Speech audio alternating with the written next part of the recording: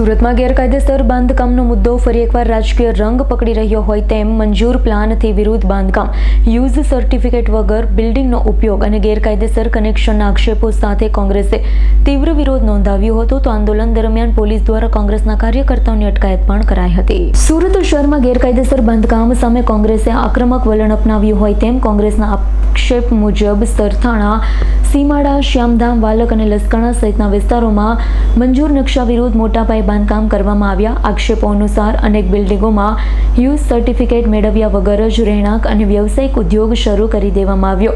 એટલું જ નહીં, ગેરકાયદેસર રીતે પાણી, ગટર અને વીજળીના કનેક્શન પણ આપવામાં આવ્યા હોવાનો દાવો કરવામાં આવ્યો. કોંગ્રેસે વધુમાં આરોપ લગાવ્યો છે કે આવા બાંધકામોના કારણે સુરત મહાનગરપાલિકાને FSI સહિતની આવકમાં કરોડો રૂપિયાનું નુકસાન થઈ રહ્યું છે, જ્યારે રહેણાંક વિસ્તારોમાં નિયમોના ભંગ સાથે કોટેજ ઇન્ડસ્ટ્રીઝ પણ ધમધમી રહી છે.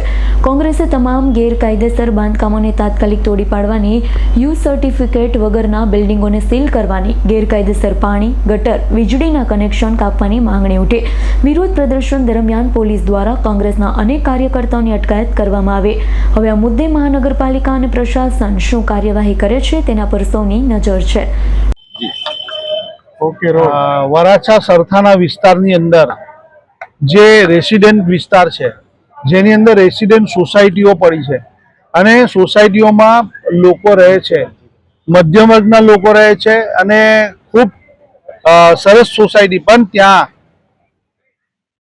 જે સોસાયટીની બાજુમાં કોટેજ સોસાયટીઓની પરમિશન, જે પરમિશન જ નહીં હોવી જોઈએ, અને તે પણ એકદમ ગેરકાયદેસર, જે DLRના નિયમ મુજબ એના માર્જિન છોડવામાં આવતા હોય છે, એની જે વ્યવસ્થા કરવાની એ જરા પણ નથી.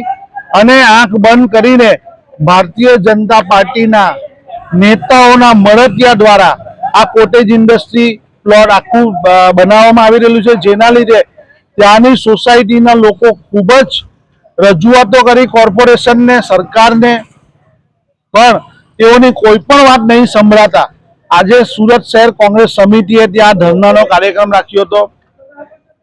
અમારા આગેવાન જ્યોતિબેન, સુચિત્રા, હંસાબેન, ચંદુભાઈ અને તમામ આગેવાનો ત્યાંના જે સોસાયટીઓના પ્રમુખો, સેક્રેટરીઓની સાથે ત્યાં ધરણા પર બેસવાના હતા, ત્યારે પોલીસ દ્વારા તાત્કાલિક તેમને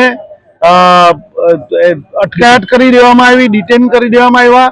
અને તે લસકાણા અને સરથાણા પોલીસ સ્ટેશનની હદ હતી, પણ તેઓને અહીંયા અશ્વની કુમાર પોલીસ સ્ટેશન લઈ આવવામાં આવ્યા. તો આ એક લોકતંત્રની અંદર જો સાચો વિરોધ કરવો હોય તો પણ નહીં વિરોધ કરવા દેવાનો, સાચી વાત કરવી હોય, સાચી રજૂઆત કરવી હોય, લખાણમાં કરવું હોય તો પણ નહીં કરવાનું, અને બધાને ભેગા થઈને મિટિંગ કરવી હોય, ધરણા કરવી હોય તો પણ નહીં કરવા દેવાનું. આ કેવી લોકશાહી છે? અગર આ લોકશાહી આ રીતની ચાલતી રહેશે તો કોંગ્રેસ પાર્ટી એક મોટું જન આંદોલન ઊભું કરી અમે આ પ્રશાસન સામે અમે ગાંધી ચિંધ્યા માર્ગે આંદોલન કરીશું, અને કોર્ટમાં જવાની જરૂર પડશે તો કોર્ટમાં જશું. પણ આ મધ્યમ વર્ગને કોઈ પણ જાતની તકલીફ પડશે તો કોંગ્રેસ એની સાથે રહેશે.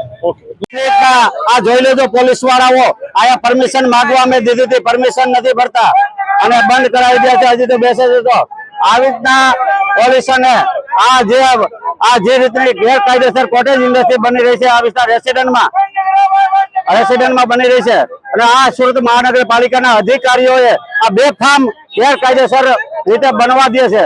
અને આજે સમગ્ર સોસાયટીના વિરોધમાં હતા, પણ પોલીસે પરમિશન નથી આપવામાં આવી. અમે 5 દિવસ પહેલા પરમિશન માંગી હતી, પરમિશન આપવામાં નથી આવી.